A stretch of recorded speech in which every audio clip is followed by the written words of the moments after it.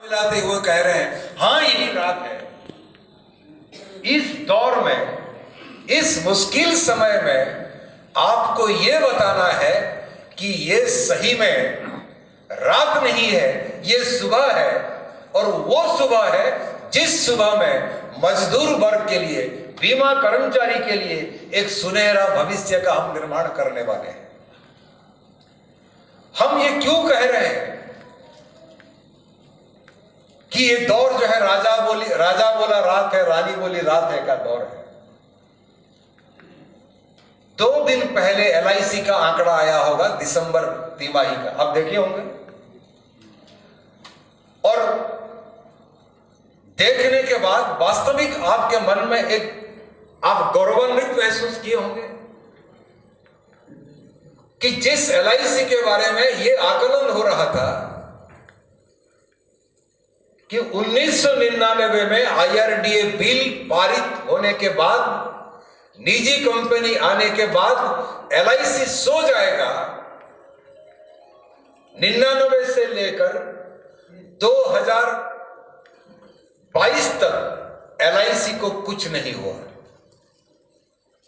कुछ लोग ये भी कोशिश किए कि हमारे नौजवान साथी 2020 में LIC में कदम रखे हैं कि नहीं रखे हैं।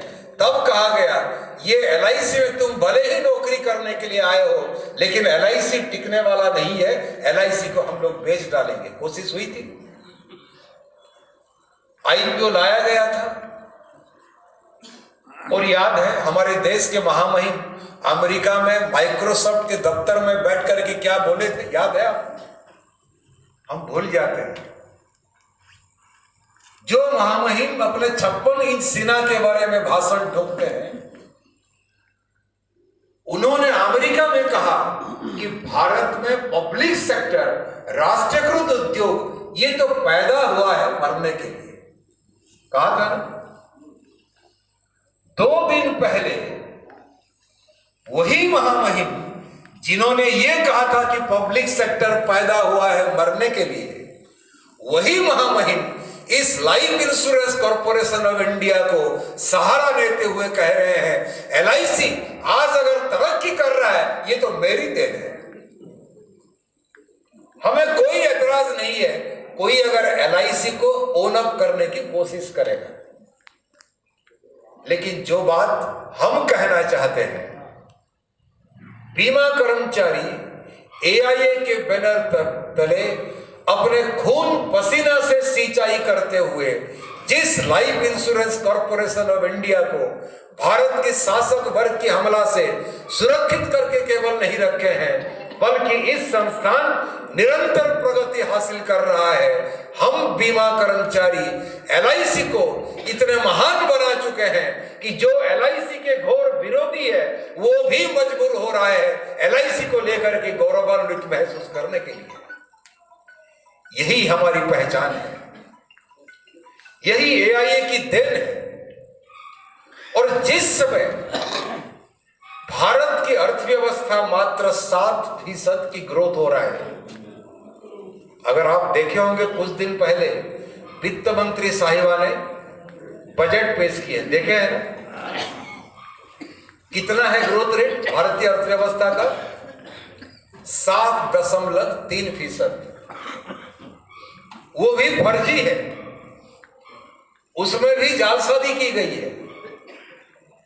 लेकिन हम गौरवान्वित महसूस कर रहे हैं कि जब देश की अर्थव्यवस्था मात्र 7.3% का ग्रोथ हासिल कर रहा है, उस समय हमारे देश में सबसे बड़ा आर्थिक संस्थान life insurance corporation of India ये लगभग 11% का ग्रोथ दर्ज कर रहा है।